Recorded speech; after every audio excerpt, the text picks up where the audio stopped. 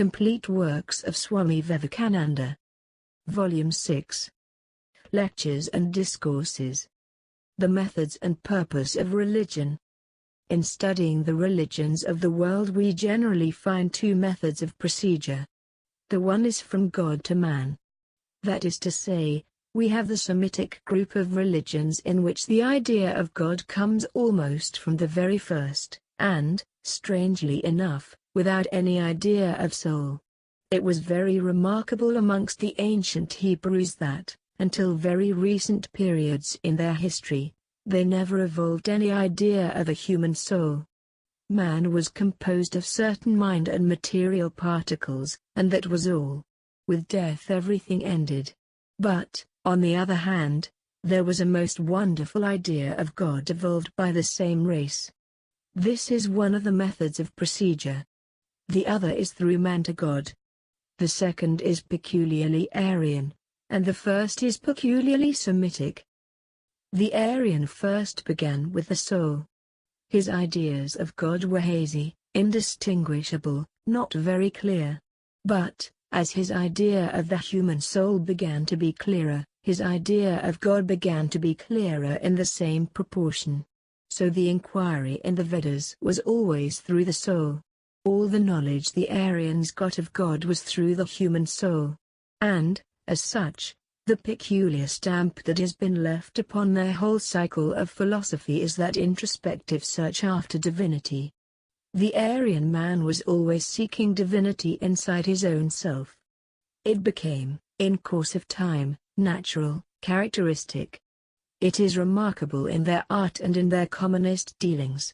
Even at the present time, if we take a European picture of a man in a religious attitude, the painter always makes his subject point his eyes upwards, looking outside of nature for God, looking up into the skies. In India, on the other hand, the religious attitude is always presented by making the subject close his eyes. He is, as it were, looking inward. These are the two subjects of study for man, external and internal nature. And though at first these seem to be contradictory, yet external nature must, to the ordinary man, be entirely composed of internal nature, the world of thought. The majority of philosophies in every country, especially in the West, have started with the assumption that these two, matter and mind, are contradictory existences. But in the long run we shall find that they converge towards each other and in the end unite and form an infinite whole. So it is not that by this analysis I mean a higher or lower standpoint with regard to the subject. I do not mean that those who want to search after truth through external nature are wrong, nor that those who want to search after truth through internal nature are higher. These are the two modes of procedure. Both of them must live. Both of them must be studied. And in the end we shall find that they meet. We shall see that neither is the body antagonistic to the mind, nor the mind to the body, although we find many persons who think that this body is nothing. In old times, every country was full of people who thought this body was only a disease, a sin, or something of that kind. Later on, however, we see how, as it was taught in the Vedas, this body melts into the mind, and the mind into the body. You must remember the one theme that runs through all the Vedas. Just as by the knowledge of one lump of clay we know all the clay that is in the universe, so what is that, knowing which we know everything else? This, expressed more or less clearly, is the theme of all human knowledge.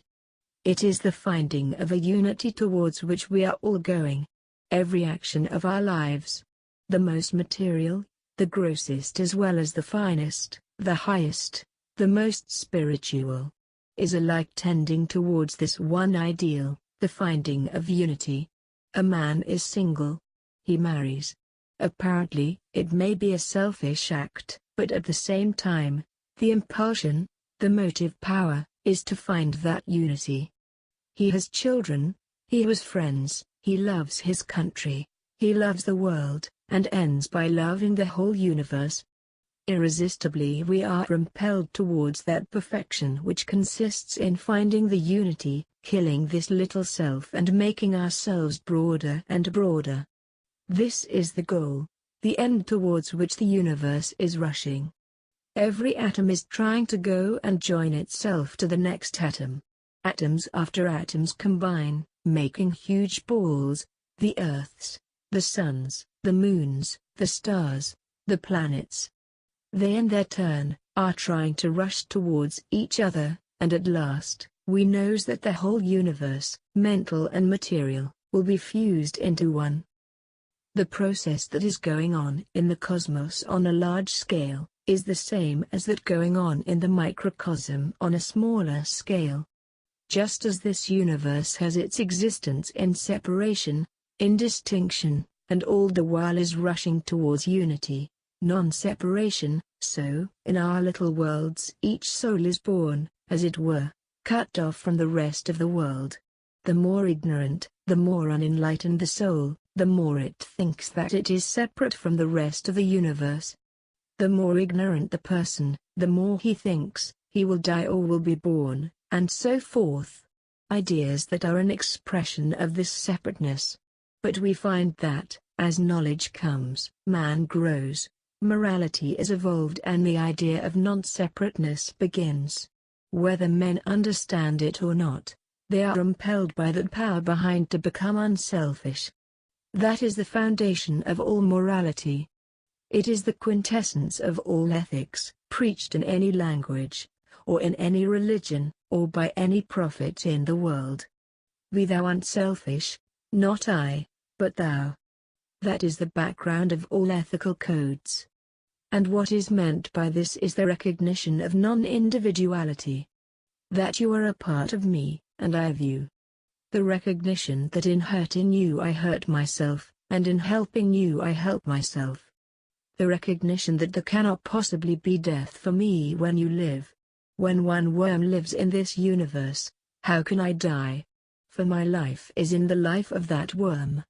At the same time it will teach us that we cannot leave one of our fellow beings without helping him, that in his good consists my good. This is the theme that runs through the whole of Vedanta, and which runs through every other religion. For, you must remember, religions divide themselves generally into three parts. There is the first part, consisting of the philosophy, the essence, the principles of every religion. These principles find expression in mythology. Lives of saints or heroes, demigods, or gods, or divine beings. And the whole idea of this mythology is that of power. And in the lower class of mythologies, the primitive, the expression of this power is in the muscles. Their heroes are strong, gigantic. One hero conquers the whole world. As man advances, he must find expression for his energy higher than in the muscles. So his heroes also find expression in something higher. The higher mythologies have heroes who are gigantic moral men. Their strength is manifested in becoming moral and pure. They can stand alone, they can beat back the surging tide of selfishness and immorality. The third portion of all religions is symbolism, which you call ceremonials and forms. Even the expression through mythology, the lives of heroes, is not sufficient for all. There are minds still lower. Like children they must have their kindergarten of religion, and these symbologies are evolved. Concrete examples which they can handle and grasp and understand, which they can see and feel as material somethings. So in every religion you find there are the three stages: philosophy, mythology, and ceremonial. There is one advantage which can be pleaded for the Vedanta, that in India, fortunately, these three stages have been sharply defined. In other religions the principles are so interwoven with the mythology that it is very hard to distinguish one from the other. The mythology stands supreme, swallowing up the principles. And in course of centuries the principles are lost sight of. The explanation, the illustration of the principle, swallows up the principle, and the people see only the explanation, the prophet, the preacher, while the principles have gone out of existence almost. So much so that even today, if a man dares to preach the principles of Christianity apart from Christ, they will try to attack him and think he is wrong and dealing blows at Christianity. In the same way, if a man wants to preach the principles of Mohammedanism, Mohammedans will think the same. Because concrete ideas, the lives of great men and prophets, have entirely overshadowed the principles. In Vedanta, the chief advantage is that it was not the work of one single man. And therefore, naturally, unlike Buddhism, or Christianity, or Mohammedanism, the prophet or teacher did not entirely swallow up or overshadow the principles. The principles live, and the prophets, as it were, form a secondary group, unknown to Vedanta. The Upanishads speak of no particular prophet, but they speak of various prophets and prophetesses. The old Hebrews had something of that idea. Yet we find Moses occupying most of the space of the Hebrew literature. Of course, I do not mean that it is bad that these prophets should take religious hold of a nation. But it certainly is very injurious if the whole field of principles is lost sight of. We can very much agree as to principles, but not very much as to persons. The persons appeal to our emotions, and the principles, to something higher, to our calm judgment. Principles must conquer in the long run, for that is the manhood of man. Emotions many times drag us down to the level of animals. Emotions have more connection with the senses than with the faculty of reason. And, therefore, when principles are entirely lost sight of and emotions prevail, religions degenerate into fanaticism and sectarianism. They are no better than party politics and such things. The most horribly ignorant notions will be taken up, and for these ideas thousands will be ready to cut the throats of their brethren. This is the reason that, though these great personalities and prophets are tremendous motive powers for good, at the same time their lives are altogether dangerous when they lead to the disregard of the principles they represent. That has always led to fanaticism, and has deluged the world in blood. Vedanta can avoid this difficulty, because it has not one special prophet. It has many seers, who are called rishis or sages. Seers. That is the literal translation.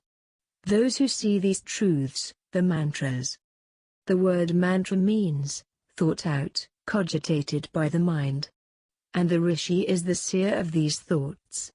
They are neither the property of particular persons, nor the exclusive property of any man or woman, however great he or she may be. Nor even the exclusive property of the greatest spirits, the Buddhas or Christs, whom the world has produced. They are as much the property of the lowest of the low, as they are the property of a Buddha, and as much the property of the smallest worm that crawls as of the Christ, because they are universal principles. They were never created. These principles have existed throughout time. And they will exist. They are non-create. Uncreated by any laws which science teaches us today. They remain covered and become discovered, but are existing through all eternity in nature. If Newton had not been born, the law of gravitation would have remained all the same and would have worked all the same. It was Newton's genius which formulated it, discovered it, brought it into consciousness, made it a conscious thing to the human race. So are these religious laws, the grand truths of spirituality. They are working all the time. If all the Vedas and the Bibles and the Qurans did not exist at all, if seers and prophets had never been born, yet these laws would exist. They are only held in abeyance, and slowly but surely would work to raise the human race, to raise human nature. But they are the prophets who see them, discover them, and such prophets are discoverers in the field of spirituality. As Newton and Galileo were prophets of physical science, so are they prophets of spirituality. They can claim no exclusive right to any one of these laws. They are the common property of all nature. The Vedas, as the Hindus say, are eternal. We now understand what they mean by their being eternal. That is, that the laws have neither beginning nor end, just as nature has neither beginning nor end. Earth after earth, system after system, will evolve, run for a certain time, and then dissolve back again into chaos. But the universe remains the same. Millions and millions of systems are being born, while millions are being destroyed. The universe remains the same. The beginning and the end of time can be told as regards a certain planet. But as regards the universe, time has no meaning at all. So are the laws of nature, the physical laws, the mental laws, the spiritual laws. Without beginning and without end are they. And it is within a few years, comparatively speaking, a few thousand years at best, that man has tried to reveal them. The infinite mass remains before us. Therefore the one great lesson that we learn from the Vedas, at the start, is that religion has just begun.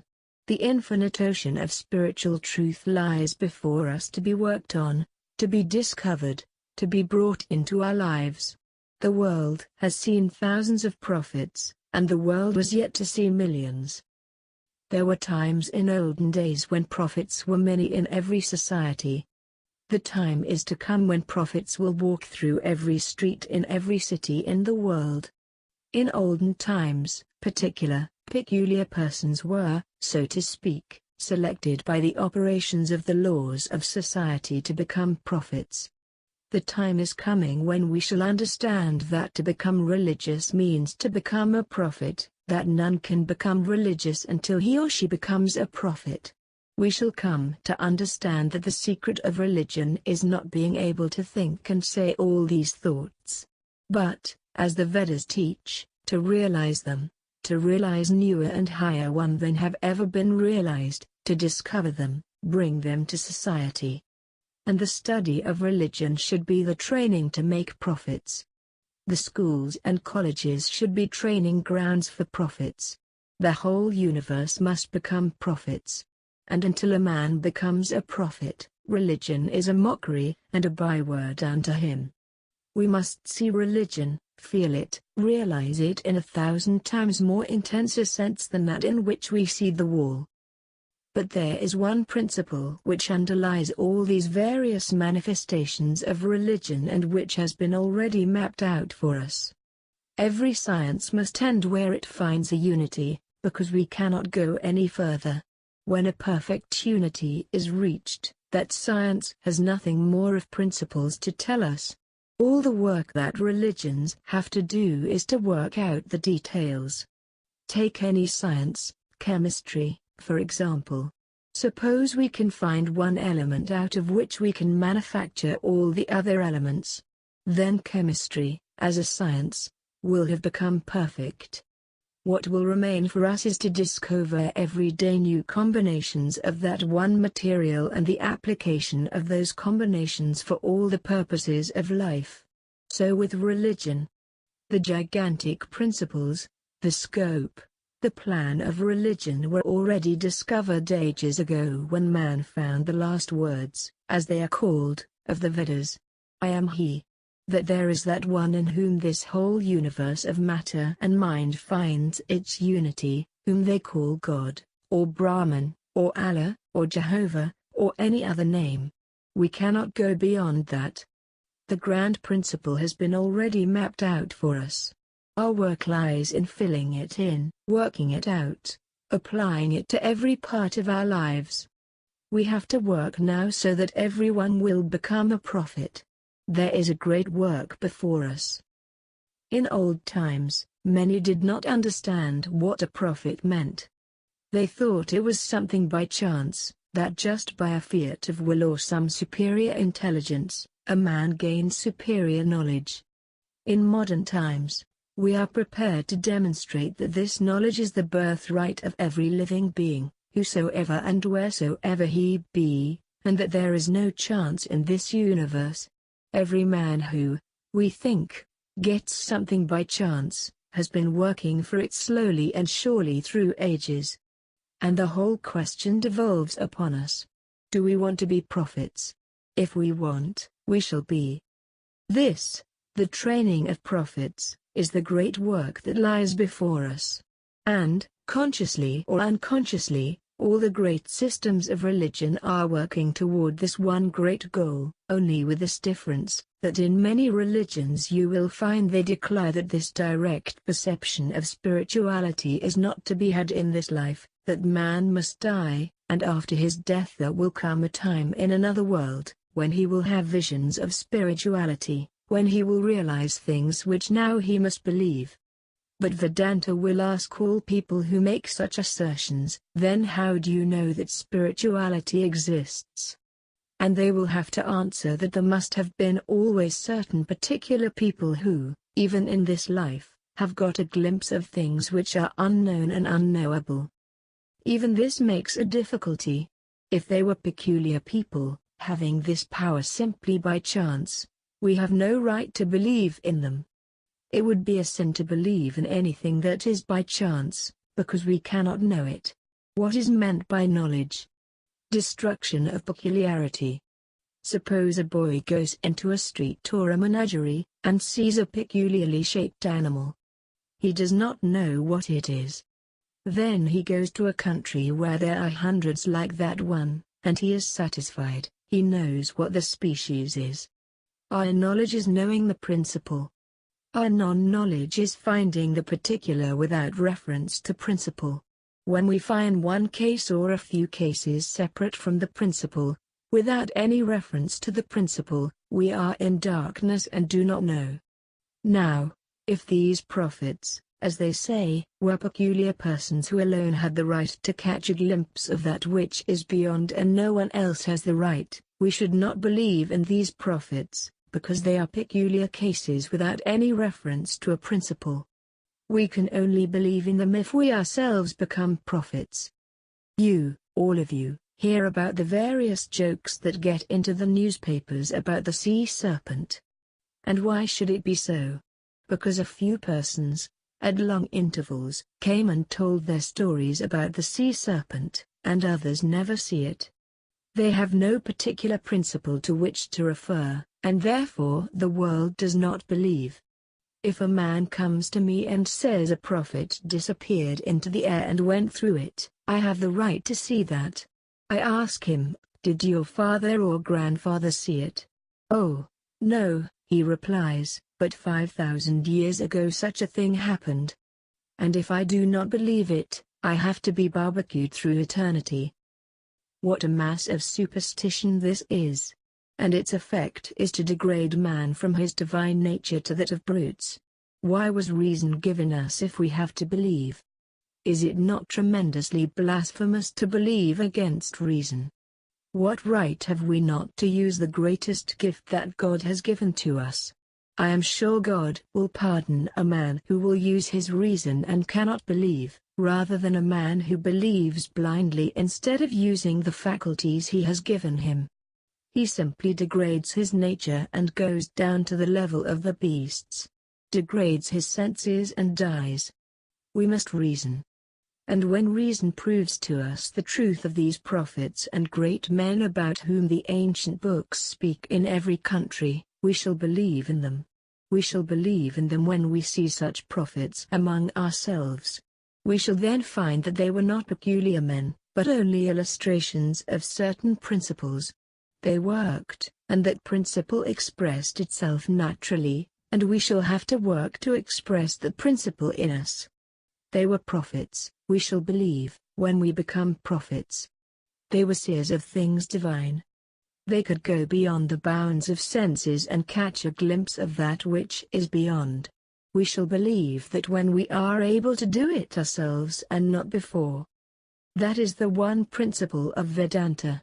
Vedanta declares that religion is here and now, because the question of this life and that life, of life and death, this world and that world, is merely one of superstition and prejudice. There is no break in time beyond what we make. What difference is there between 10 and 12 o'clock, except what we make by certain changes in nature. Time flows on the same.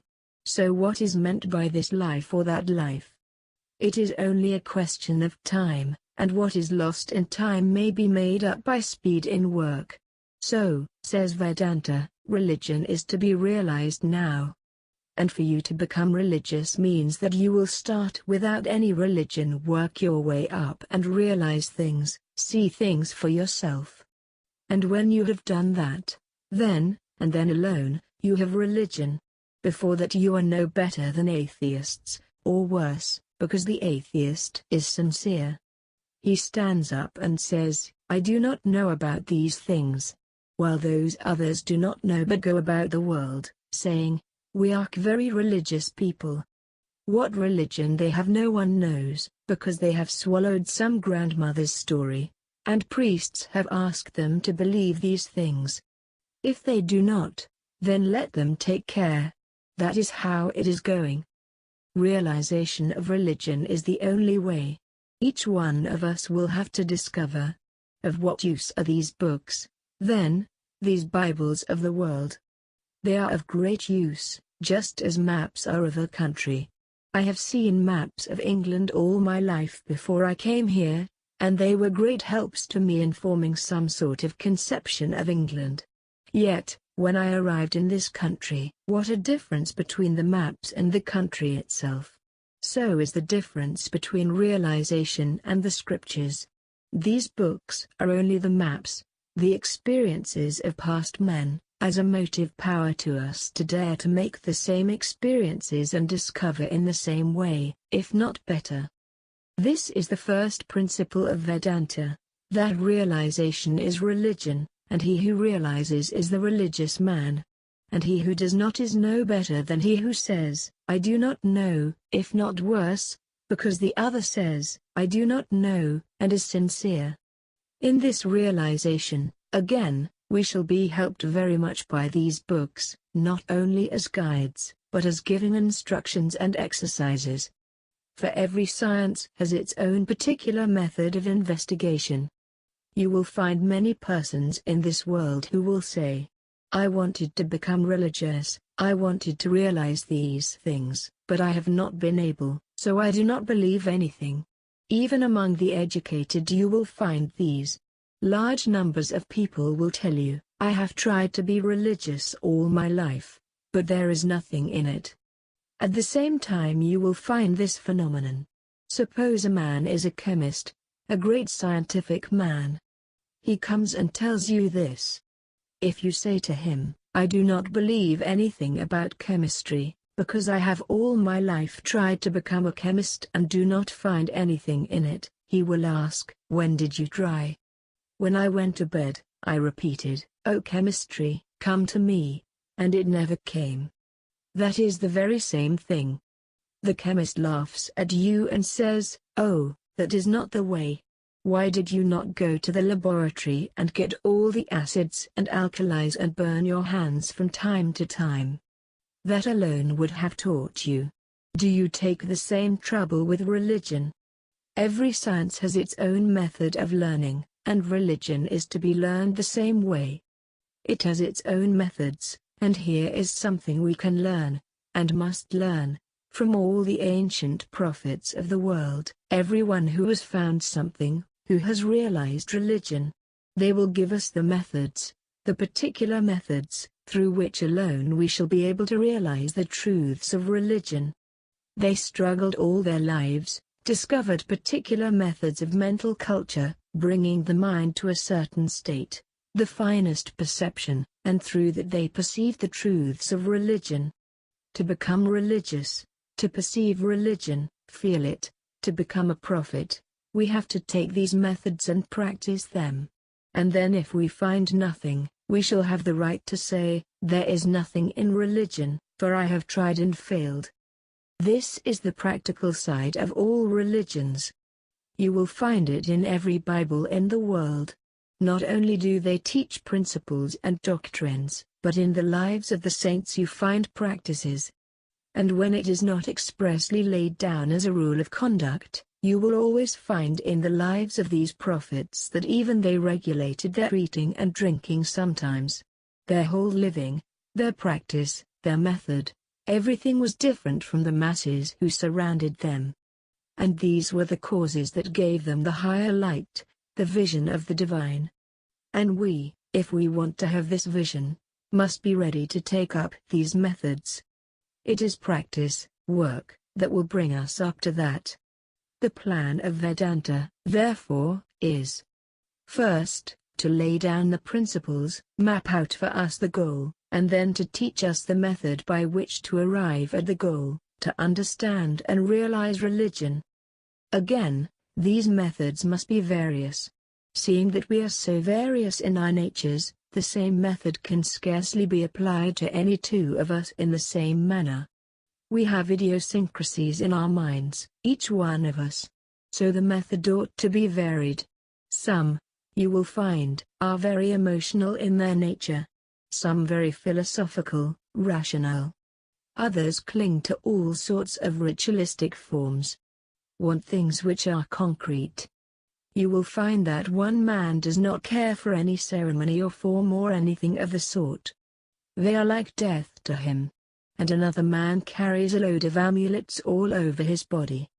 He is so fond of these symbols. Another man who is emotional in his nature wants to show acts of charity to everyone. He weeps, he laughs, and so on. And all these certainly cannot have the same method. If there were only one method to arrive at truth, it would be death for everyone else who is not similarly constituted. Therefore the methods should be various. Vedanta understands that and wants to lay before the world different methods through which we can work. Take up any one you like. And if one does not suit you, another may. From this standpoint we see how glorious it is that there are so many religions in the world, how good it is that there are so many teachers and prophets, instead of there being only one, as many persons would like to have it. The Mohammedans want to have the whole world Mohammedan. The Christians, Christian. And the Buddhists, Buddhist. But Vedanta says, let each person in the world be separate, if you will. The one principle, the units will be behind. The more prophets there are, the more books, the more seers, the more methods, so much the better for the world. Just as in social life the greater the number of occupations in every society, the better for that society, the more chance is there for everyone of that society to make a living. So in the world of thought and of religion. How much better it is today when we have so many divisions of science. How much more is it possible for everyone to have great mental culture, with this great variety before us. How much better it is, even on the physical plane, to have the opportunity of so many various things spread before us, so that we may choose any one we like, the one which suits us best. So it is with the world of religions. It is a most glorious dispensation of the Lord that there are so many religions in the world. And would to God that these would increase every day, until every man had a religion unto himself. If you like this video, please like, share, subscribe and comment.